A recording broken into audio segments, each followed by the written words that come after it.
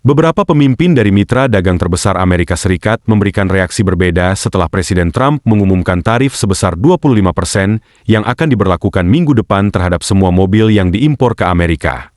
Para sekutu terdekat Amerika bersiap untuk membalas langkah ini.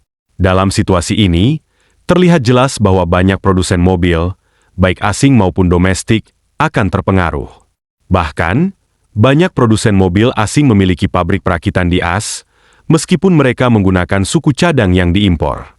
Misalnya, Nissan, yang sebelumnya menyatakan akan memberhentikan 9.000 karyawan, kini mengumumkan pemecatan hingga 20.000 orang, lebih dari 15% dari total tenaga kerja global mereka. Jika suatu negara menyerang sekutunya dan memperlakukannya sebagai musuh, konsekuensinya bisa sangat besar dan meluas. Amerika Serikat baru-baru ini menghadapi pelajaran sulit ketika menerapkan tarif tinggi terhadap produsen mobil Jepang seperti Toyota, Honda, dan Nissan, yang merupakan pemain utama di pasar otomotif AS dan terintegrasi secara mendalam dengan ekonomi Amerika. Perusahaan-perusahaan ini bertanggung jawab atas hampir sepertiga dari semua mobil di jalanan AS, dan masalah yang muncul bukan karena kendaraan mereka dibuat di Cina atau negara pesaing lainnya, melainkan karena mereka diproduksi di Amerika Utara, di lokasi seperti Ontario, Kanada, dan Baja, California, serta Aguascalientes, Meksiko. Perusahaan Jepang telah melakukan investasi besar di AS selama beberapa dekade, membangun pabrik, menciptakan lapangan kerja, dan memperkuat rantai pasokan.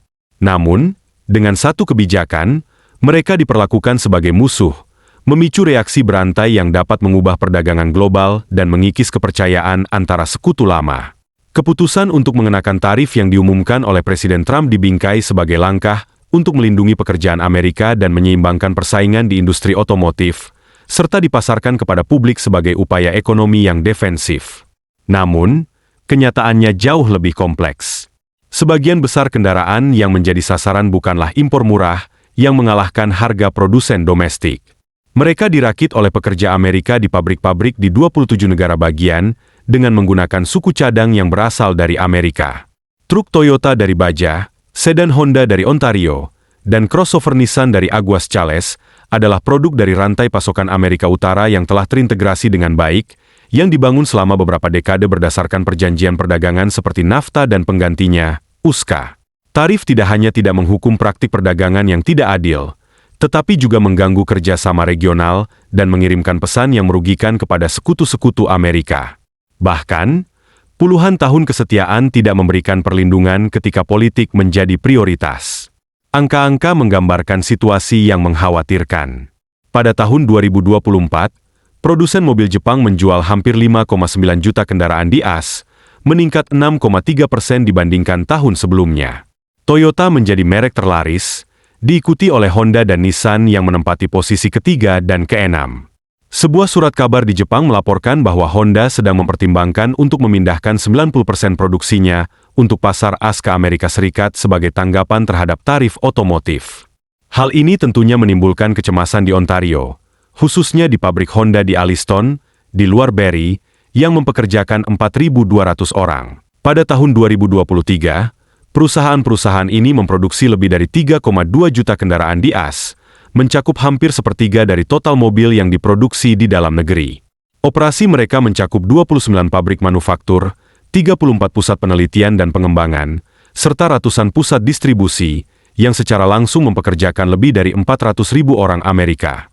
Menurut penelitian Dr. Thomas Prusa dari Universitas Rutgers, jika memperhitungkan pekerjaan yang didukung oleh pemasok, dealer, dan industri terkait, jejak ekonomi mereka meningkat hingga lebih dari 2,29 juta pekerjaan. Produsen mobil Jepang tidak hanya berkontribusi pada perekonomian AS, tetapi juga menjadi pilar masyarakat lokal dan jangkar rantai pasokan otomotif yang lebih luas.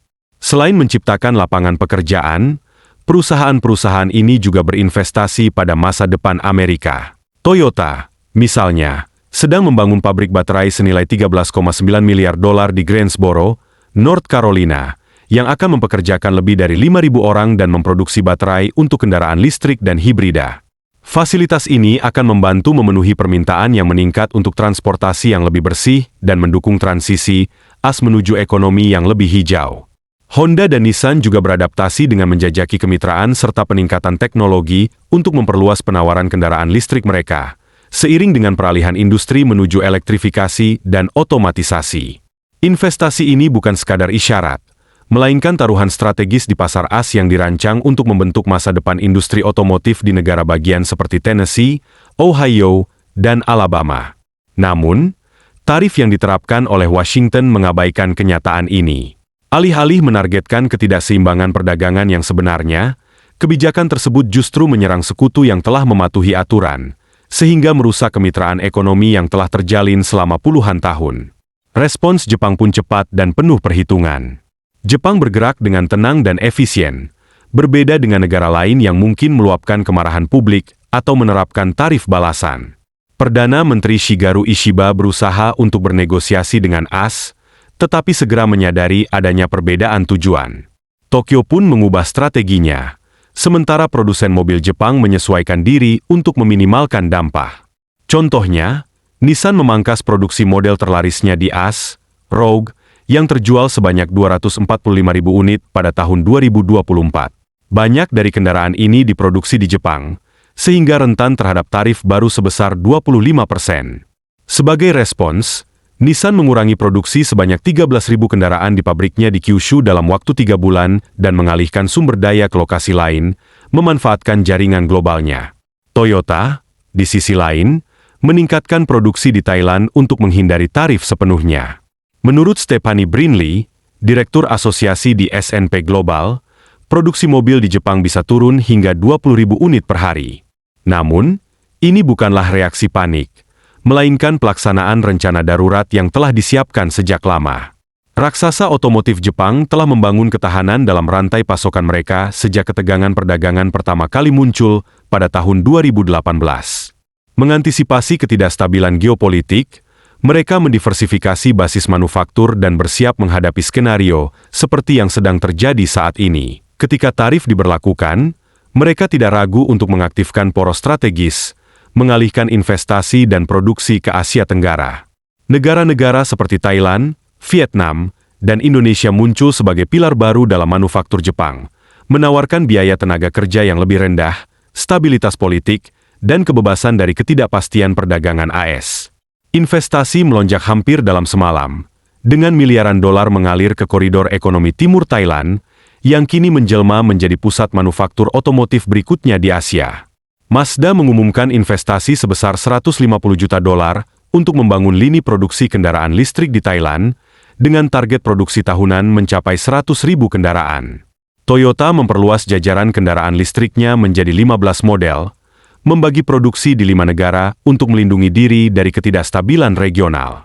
Salah satu langkah paling berani adalah perjanjian senilai 2 miliar dolar antara Toyota dan pemerintah kota Shanghai untuk membangun pabrik kendaraan listrik milik penuh di distrik Jinshan, China. Pabrik ini merupakan bagian dari strategi kendaraan energi baru yang lebih luas, bertujuan untuk menguasai pangsa pasar otomotif terbesar di dunia. Ini bukan sekadar pergeseran. Ini adalah redefinisi masa depan industri Jepang. Menghadapi tarif AS yang tidak menentu, Tokyo tidak menunggu pukulan berikutnya. Mereka meninggalkan taruhan yang buruk dan mulai menggambar ulang peta industri. Konsekuensinya jauh melampaui perdagangan AS Jepang. Jepang sedang mengubah orientasi seluruh pendekatan perdagangannya. Memperdalam hubungan dengan negara-negara ASEAN, mempercepat perjanjian, dan berinvestasi dalam CPTPP, Fakta perdagangan yang pernah dipimpin AS tetapi kini ditinggalkan. Tokyo juga memperkuat hubungan dengan India, menjajaki pembagian teknologi dalam semikonduktor dan perangkat lunak kendaraan listrik. Langkah-langkah ini mengindikasikan bahwa Jepang sedang bersiap menghadapi dunia di mana AS tidak lagi menjadi mitra ekonomi yang dapat diandalkan. Jepang tidak sendirian dalam hal ini.